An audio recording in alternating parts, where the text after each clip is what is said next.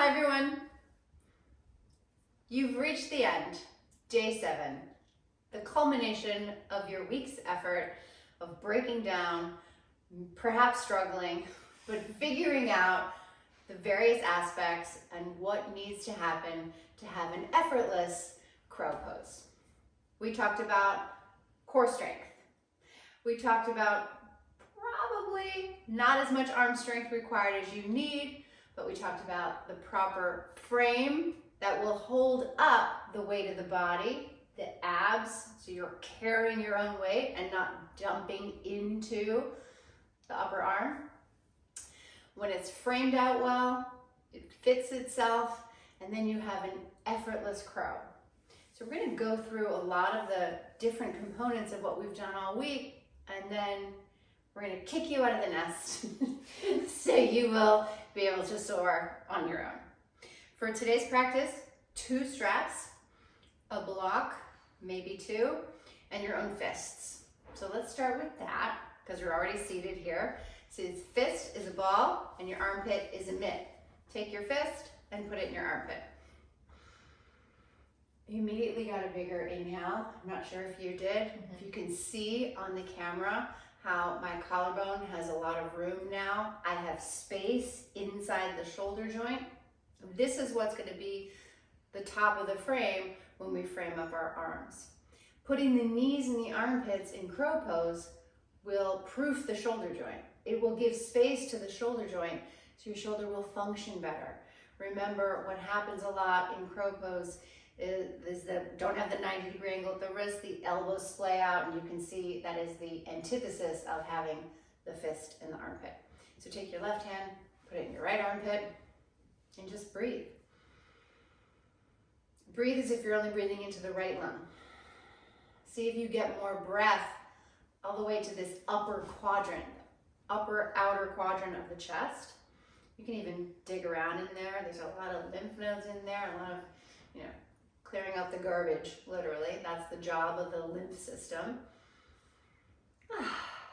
All right, now take your right hand to your left collarbone, your left hand to your right collarbone. Pull apart the collarbones, pull apart the elbows, and see if you have that memory of having your fists in there. Because remember, that is where the armpits are going to go. So now keep the frame, the distance of the elbows, same distance as the collarbones. Take your forearms level to the ground and extend through the wrist. So you have a 90-degree angle at the wrist and a 90-degree angle at the elbow. Hug the elbows in, pull the collarbones apart even more.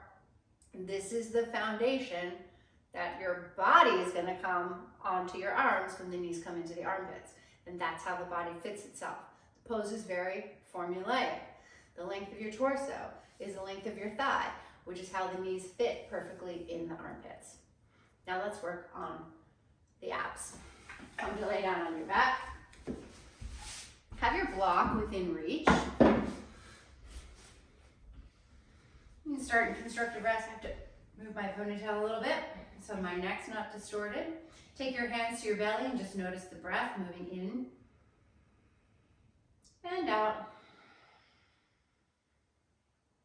Take your hands back, interlace them behind the base of the skull. Let your elbows rise slightly towards the ceiling so you can see them in your peripheral vision. Take your brain to the upper part of your abs, your rectus abdominis here, where the ribs can knit together. You'll feel that engagement already. Draw your lower belly down towards the front edge of your spine and let your head release. So we're trying to use our belly muscles, our ab muscles, not our neck muscles. So keep telling yourself, let your head be heavy. And then feel like the elbows, there's 2 little points of the elbows, there's cables attached to them and they're gonna curl up towards the ceiling. The movement's happening from here, you're curling up. Head is heavy, come back down. Curl up, don't let the belly lift towards the ceiling. Head heavy, not using the neck at all. Slowly lower back down. Head completely releases, belly completely releases. And then again, curl back up. You should feel a deep sensation in the upper abs and in the deep lower abs. And do that a few more times. Again, slower, more controlled movement is harder, You're not just flinging yourself around in space. So there's a deep connection of the mind in the body. Let's do one more. And release down. Okay, you should know exactly where your most superficial layer of your abdominal muscles are. All right, now bring your legs up towards the ceiling. So we're in hip flexion. Soften the knees if you need to, especially if you feel like your hip flexors are gripping so much to hold you up. Now we're going to target the lower abs again. Feel like your hip bones in front are moving towards each other. That's going to scoop the belly back. Take a hold of the edges of your mat and then broaden those collarbones again. Imagine you had fists in the armpit. Pull your belly down to curl the tailbone up 1 inch off the ground and back down. So you're looking at your toes. The feet don't come closer in towards your face. So we're not doing this with momentum. It's literally a little tailbone curling up and then releasing down. A tailbone curling up from the belly dropping down. And this is really going to turn on that deepest layer of the abdominals, the transversus abdominis. Ooh, hard to talk and do this at the same time. Let your neck be easy, right? So good. All right, release. Give yourself a little hug. How easily did you fold your legs in? Do you feel like you got stuck anywhere at the front of the hips? Because that's the most important part of the crow pose, is getting that first fold. So your torso will fit your thigh. So you're in your hip joint. And when you're in joint space, you're not muscling it. Take a block between your legs, the most narrow way, okay? So the face of the block is pointing away from you. The side of the block is pointing up. All right, now squeeze the block with your legs. You should also feel your belly turn on, but we're turning on the inner thigh muscles. And now dorsiflex your ankles, spread your toes. You should be feeling the whole inner leg working, the outer shin working. That's going to help lift you up. So think you're sucking the arches of the feet up to the backs of the knees, all the way up to the perineum. Your belly should engage more and more and more and more and more with every little verbal cue I'm giving you. And now take your hands, point them up towards the ceiling, and add that 90-degree angle at the wrist. Feel like you're pushing the ceiling away. It's going to engage the serratus anterior. Your shoulder blades are going to protract more. They're going to come around. And now, can you keep your upper arms where they are? Can you just bend the elbow, okay? And then bring it back. And then bend the elbow. So we're reversing what would happen in crow pose, but I'm not letting you move your elbows back towards your shin. So that's the point of this exercise here. You can maybe feel your core working when you bend the elbows. Mm-hmm. That's what you should be feeling. Okay, and then now keep your hands pointing up towards, you got that wrist extension, and now squeeze the block, press the inner edges of your big toe mounds together, draw your belly down, and now curl up again like you're doing that little lift of the tailbone. You're bringing your knees in towards your chest, and at the same time, there's a piece of you that feels like you're sticking your butt out. Good. Squeeze the block, draw the block towards your chest. Bring it back. Squeeze the block, draw the block towards your chest. So nice. One more time, squeeze the block, draw the block towards your chest, and then release. Bring your feet, bend your knees, and then hug your knees into your chest. Big breath in, and release. So nice. Come to a happy baby. Take a hold of the outer edges of the feet. Notice how far your knees are away from your armpits, and it's a little counterintuitive, but you're going to clean up this fold in each side by drawing the knees in and then sticking the butt out. Draw the knees in, stick your butt out. And so there's a little negotiation. Your butt will lift up off the floor more when the knees come towards the armpit, but then your sacrum and your tailbone will lengthen away from you as you bring more of your seat back to the ground. And you may notice you can do one side and then the other. So draw the right knee to the right armpit. And then release that. Draw the left knee to the left armpit. So you can feel on the right side versus the left side where you get caught, right? Where the sticky places are. And that might be a muscle that's not yielding or soft tissue that feels like it doesn't have enough space there. And that's why we want to really centrate the joint. Good. Now keep the knees where they are. See if you can do this without your hands. And then bring your inner feet together. Yeah, draw those abs in. Reach your arms up and then fold. Yes. Pull up. And then think that you're gonna do a back bend. Pull your feet up towards your butt. You're getting so compact. Everything's working. You're in crow pose. So easy. It's so easy. All right, we're gonna flip it around. When you're ready, rock up to sit. We got the wall. You need a wall. We're gonna do some wall squats. Really find our legs. Let's just start and hang. Ah. The hang is to descend the roots. It's to get the legs. And crow pose, the more you use your legs, the easier it's gonna be on your arms. So wiggle your ribs down, right side and left side, so you get this contact. Because without this first fold, you don't have the contact of the chest to the thigh. Look, your armpit fits your knee. Or it should. She's fitting herself so nicely. And now we're gonna go up and down just a little bit. So look forward. If you have a wall available to you, I would actually ask you to do-si-do back to a wall so your buttock bones are at the wall. And it can be so tiny. Down an inch, up an inch. Down an inch. Every time you go down an inch, you're approaching the shape, the archetype of crow pose, up an inch. I want you to feel your butt, your hamstrings, and your quads evenly. Most of us are quad dominant because we're stuck in our back. And most of us overuse our back in crow pose because we can't get the knees to the armpits. Tiger's holding a block which is already training the frame of the arms.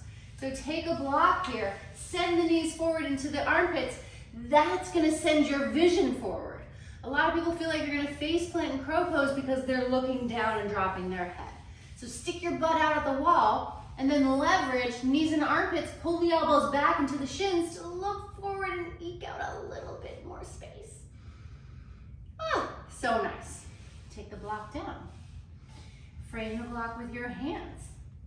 Okay, you gotta come way far forward, getting the elbows over the wrist. Look forward now. You can feel like you're perched on a ledge, looking out to the right, to the left. Good. And then fold it into child's pose. Take a rest. And here's where we're gonna use the straps. So roll up to sit. One strap is gonna give us the boundary for the arms. Again, I will show you when people do poses like forearm balance, crow pose, any of the other arm balances, when they don't have this 90-degree angle, chaturanga is a classic example of that. You have to come forward. This is the frame that will hold you up. What happens? People dump into the outer wrist, they lose the index finger amount, and their elbows splay out. Well, how can I hold up the amount of the body mass on a frame that is not a good foundation, right? You would never build a house on something that was splaying out in the middle and wasn't solid on the ground. Until you can find that on your own, that's why we use props in yoga, right? Blocks are scaffolding, they're gonna inform the bones. Straps are like ligaments and they're gonna go across at the joint space. So how you want your wrist to be right into the shoulders, so you want the strap to be right at that middle joint, at the elbow to keep the elbows from splaying. The measure is the same as the distance of the collarbone to the collarbone. So open up your strap so you will have a loop that is the same distance from distal end of the collarbone. I need to make mine a little bit longer, to the distal end of the collarbone. And then put it around just above the elbow joint, so a little closer to the armpit than the crease of the elbow. And how you proof that is you turn your fingers in and see how the middle finger touches each other because you're perfectly designed to fit yourself. So that is where the hand belongs. That's going to give you a 90-degree angle at the wrist. And then what we're going to do is just go forward. Train the frame. Go forward. So the strap will catch the rib cage. You feel that? It's like a tricep push-up. And what I want you to feel and notice and pay attention to is that you keep moving the weight into the index finger knuckle. Okay? That's the framework for the arms for crow. Tuck your toes underneath, lift up to dog pose. Look how it catches your forehead. Because you're perfect. And so this strap around the elbows not only will hold the frame of the arms, it'll also keep you from dropping your vision back behind you. Take a big breath in, fill out the entire shape. So good. Bring your knees down. Keep that strap. You're gonna need it. We're gonna come forward into a lunge. After you've done this 10,000 times, you know exactly where to place your hands. But until then, you can always check yourself. Your body is perfectly designed to fit itself. Bring your right foot forward. So I just lunged my knee right to my armpit. If you didn't make it there, if you lunged too short, take your hand to your foot, bring it forward, pull your chest forward, find the back bend so your torso fits your thigh. Look, now you're proofing your shoulder joint, you're getting space in that shoulder by your knee. Stir it around, make more space. Good. Come back to dog pose. Bring your left foot forward. So you're bringing your lunge, the foot that's coming forward in the lunge is the fold, right? It's that confluence of the ankle joint, the knee joint, and the hip joint. So pulling the groin back, sending the knee forward, and pulling your chest forward so you ultimately fit yourself. So you can stir around, make more space in that shoulder joint. You can stir your hips around so your knee circles in your armpit. Feels so good. Nice. Take your hands down. Bring your left foot back. Lift your butt up to deepen the fold. Spin the groins back. Okay, bring your right foot forward. Take your hands forward. Ready? Bring your left foot forward. You're in a squat. No hands. Get out of your heels, shift forward. That's the launching aspect of crow pose, when we split you out of the nest.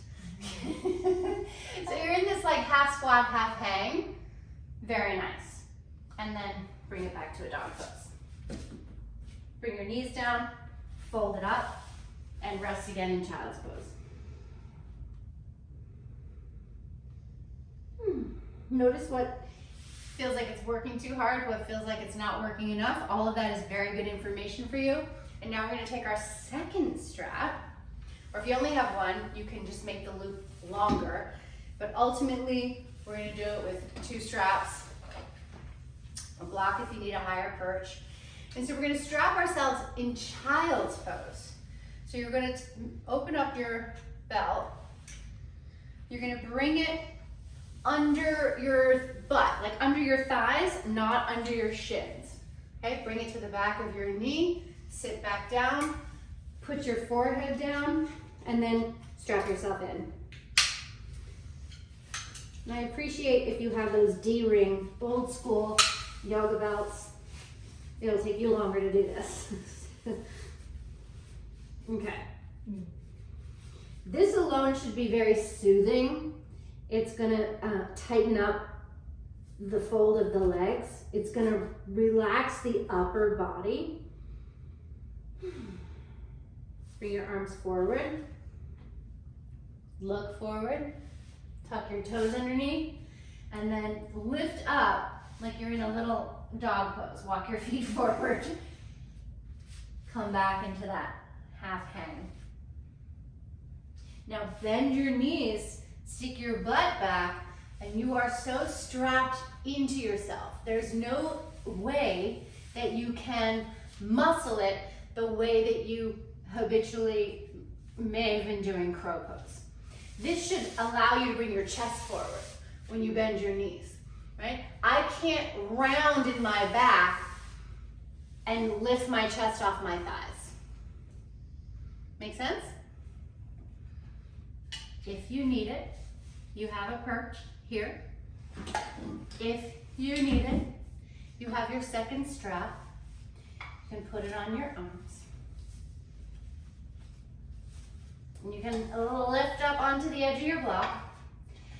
Now, you would go on the block if it's especially being strapped in, you feel like you can't lift your butt, so you've just elevated your pelvis, which is gonna take it that much higher than your arms. So when you come forward, now you have the right angle at your wrist. Keep your feet together, separate your knees, find your armpits, look forward. Look forward, look forward, look forward. You're so compact. Your knees fit your armpits. You're going forward instead of back. You're folding at the elbow. Shift the weight into the knuckles of the hands. And then keep your inner feet together. Pull them up. You're out of the nest. And then feel like you're back bending. And the block is right there, or the floor is right there. And you can come back. You might want to take the strap off of the arms. Notice if right away your elbows want to splay out. Well, then you'll still need the strap for a while. But eventually, maybe you can take both of them off, because you only keep scaffolding up when the building is being built, right? It gives you a structure from which to work on inside. And then when it's done, you take it off. And then it's sustainable. Bravo. Now, try and lower your butt and lift your heels. That's it. Yeah. Did you feel that? That was the shift.